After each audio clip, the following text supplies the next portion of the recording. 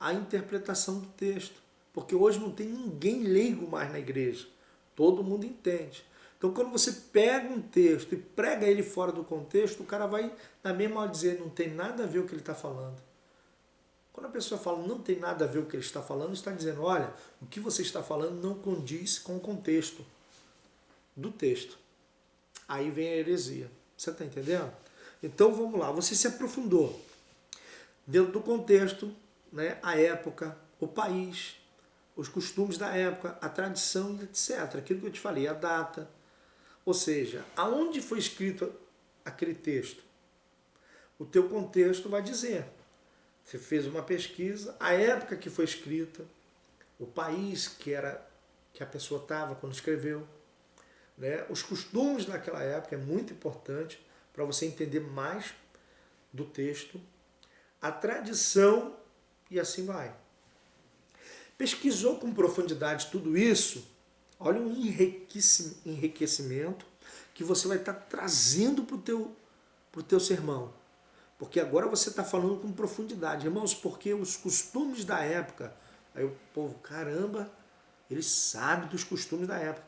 Porque, irmãos, no país tal, escreveram o versículo tal. Caramba, ele sabe até o país. E naquela época, segundo a tradição, aí caramba, o cara sabe da tradição ainda do local. Entendeu? Você jogou a época, jogou a tradição, tudo. Então isso enriquece o teu sermão. Isso traz profundidade para o seu sermão. Então o pregador, ele precisa se aprofundar nisso. Isso é muito importante. Pergunte sempre quando você for preparar o teu sermão, quando você trabalhar esses textos, perguntar sempre. Onde? Onde foi escrito? Quem? Quem escreveu? O quê? O que esse texto quer dizer? Pergunta para você. O que esse texto quer dizer? Entendeu? E o porquê? O porquê que fulano falou sobre isso? Ou por que o fulano falou isso? Você está entendendo? Faz sentido para você? Então, se você tem todas essas respostas, tenha certeza que os ouvintes vão ter. Se você não tem todas essas respostas, os ouvintes também não vai ter quando você transmitir essa mensagem. Essa é a importância de você se perguntar. Onde? Sempre. Onde foi que ele estava quando ele escreveu esse texto? Quem escreveu esse texto? Quem é? Você leu o texto? Quem é? Eu vou pesquisar quem é. O quê? O que ele queria dizer com esse texto? Ah, vou pesquisar o que ele queria dizer com esse texto. O porquê? Ah, eu vou pesquisar o porquê ele falou isso.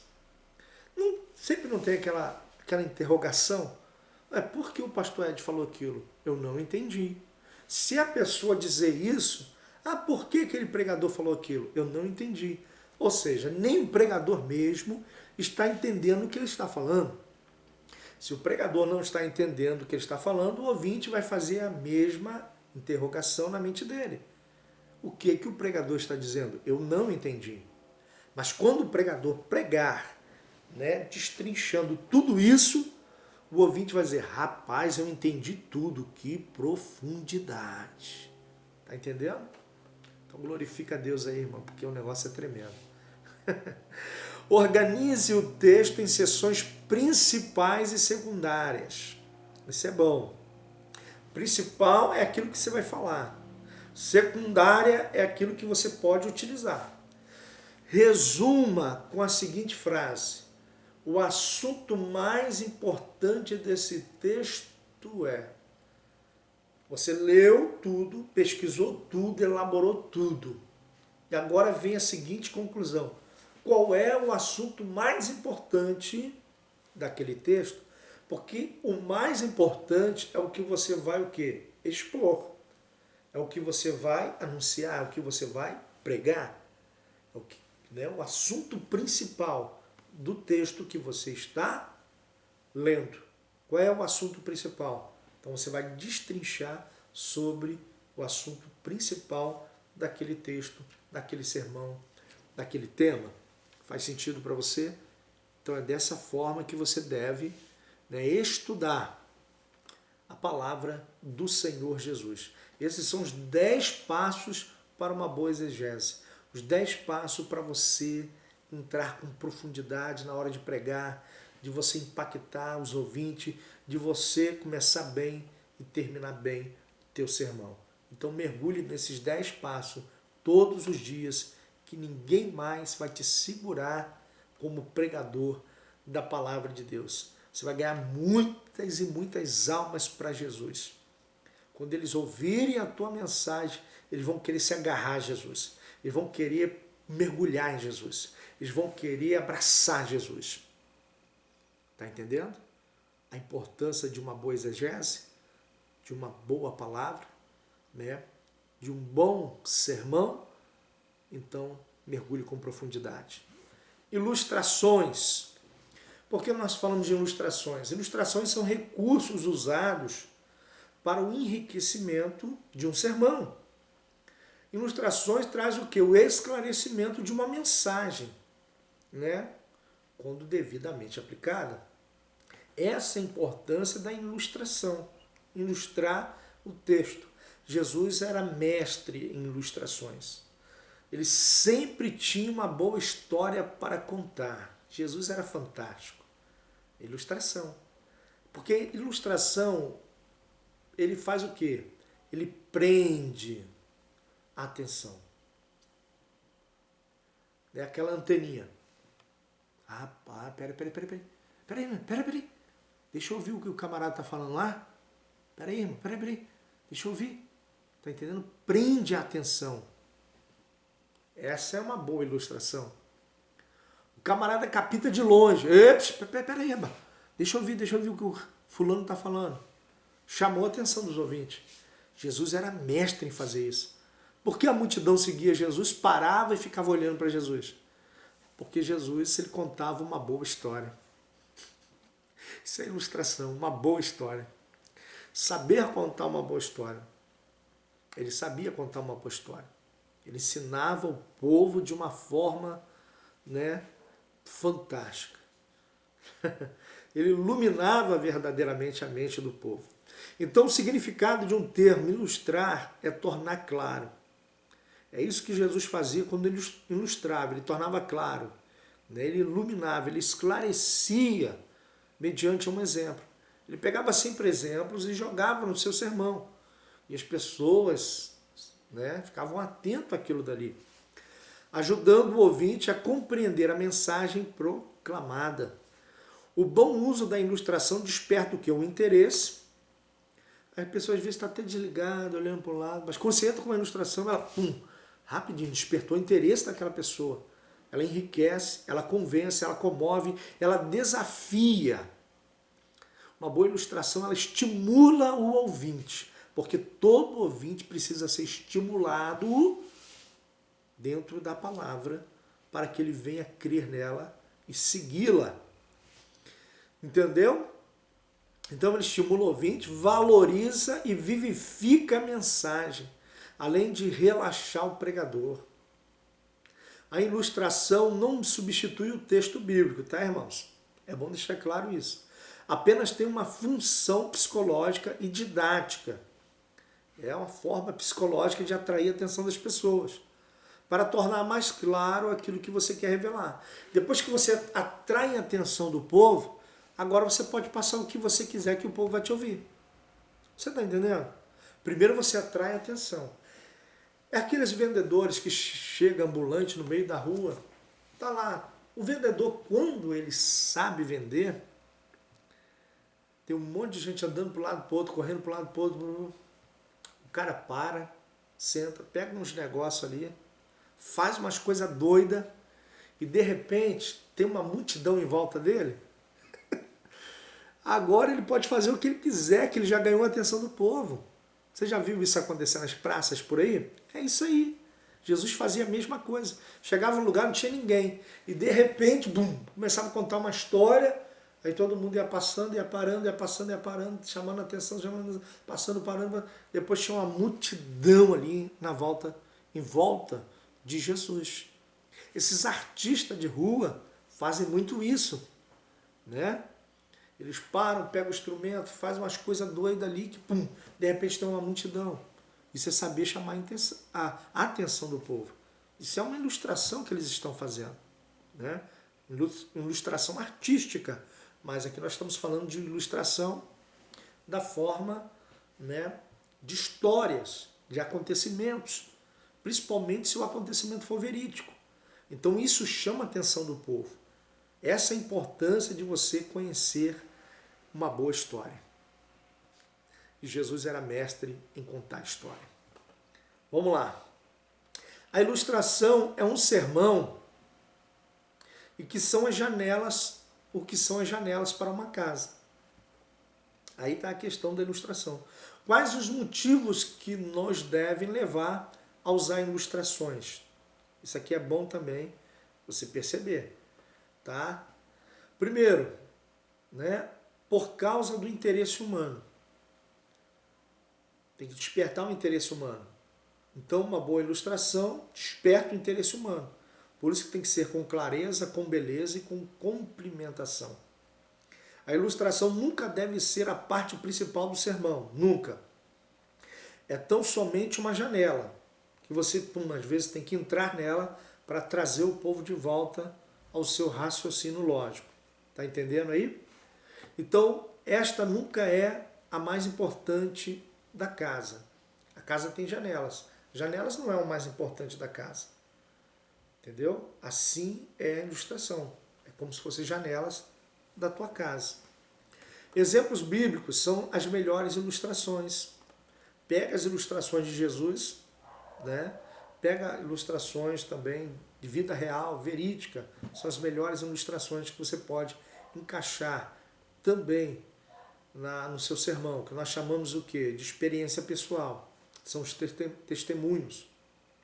Então os testemunhos chamam a atenção dos ouvintes, chamam a atenção do povo.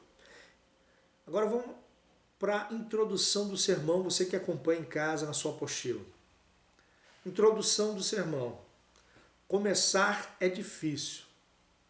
Muitos escritores escrevem a introdução quando terminam um livro. Alguém disse, o pregador começou por fazer um alicerce para um arranha-céu, mas acabou construindo apenas um galinheiro. Aí está a introdução. O cara prepara uma base gigantesca, né? Às vezes começa uma introdução gigantesca, mas depois quando for aplicar na base do sermão, murcha tudo. Era melhor encerrar na introdução. Você tá entendendo? Porque depois que ele começou a base, os outros tópicos, a base do sermão, ele murchou. Trouxe coisas que não tinha nada a ver, sem impacto, sem vida, sem luz. Você está entendendo? Então tem gente que começa uma boa ilustração, cai e depois não consegue mais pegar. Aí termina mal. Começou bem e terminou mal. Tem muitos começando bem e terminando mal. Essa é a importância da ilustração. Porque às vezes você pode dar aquela caídazinha no teu sermão. Mas aí quando você conta uma boa ilustração, você recupera a atenção do povo novamente.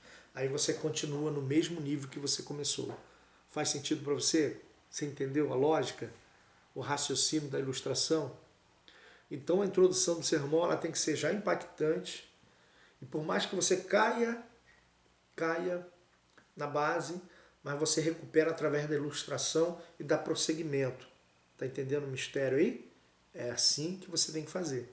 Você tem que recuperar a atenção do povo para você terminar um bom sermão, fazer uma boa exposição dele e no final dá tudo certo. Almas se renderem aos pés do Senhor, vidas serem impactadas e o nome do Senhor Jesus ser glorificado. Amém, meus queridos irmãos? Louvado seja o nome do Senhor Jesus. E eu deixo aqui para você agora, no restante da apostila, muita coisa que eu já falei, agora é só exercício prático para você exercitar aí, estudando, exercitando na tua casa. Aqui vai citar outras formas de preparar sermão, né? Tipos de sermão e muitas outras coisas que você vai aprender. E agora porque agora você já tem um conhecimento, você apenas agora vai colocar em prática na tua vida cotidiana como pregador, tá bom? Aqui tem várias divisões, divisão do sermão, os motivos, aquilo, tudo que você pode fazer para preparar um bom sermão. E aqui eu fico com a conclusão. A conclusão, né, de tudo isso é, meus irmãos, buscai sempre viver uma vida espiritual com Deus, porque esse é o segredo maior na vida de um pregador. Quando você vive uma vida espiritual com Deus, tenha certeza que você recebe de Deus os dons do Espírito, os frutos do Espírito, talentos que você vai desenvolvendo de acordo com a tua chamada. Então, quando você tem uma vida espiritual com Deus, você não está sozinho. O Senhor estará contigo todo momento, todas as horas da tua vida.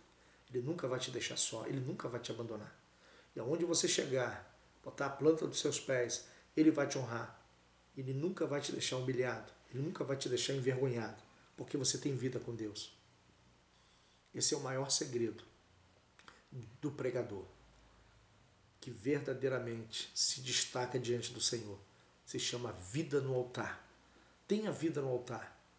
Não destrua o teu ministério por coisas vãs. Não destrua o teu ministério por coisas carnais. Isso não vale a pena. Não destrua a tua imagem. Porque se hoje você tem uma boa imagem, é porque Jesus está na tua vida. Mas se você destruir essa imagem, Jesus vai sair de você. E quando Jesus sair de você, aí acabou para você. Você nunca mais vai se levantar. Como pregador, não. Pode se levantar como um crente. Mas como um pregador de impacto que você era antes, você nunca mais vai se levantar. Muitos pregadores de impacto estão perdendo a sua unção porque pecaram, caíram em adultério, fizeram coisas que não eram para fazer e hoje estão sendo desacreditados pelo povo e desacreditando também a palavra que prega. Por isso, um melhor pregador, um pregador de impacto, ele só prega aquilo que ele vive.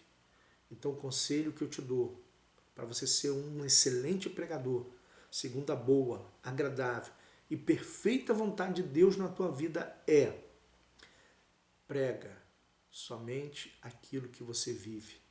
E assim Deus vai te honrar poderosamente, em nome do Senhor Jesus.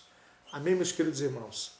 E assim eu encerro mais um módulo, e agora falta mais alguns módulos pela frente do nosso mini curso teológico, e eu tenho certeza que está sendo de grande proveito para a tua vida espiritual, intelectual, e eu tenho certeza que você está, né, aprendendo muitas coisas novas que você há muito tempo não ouviu falar.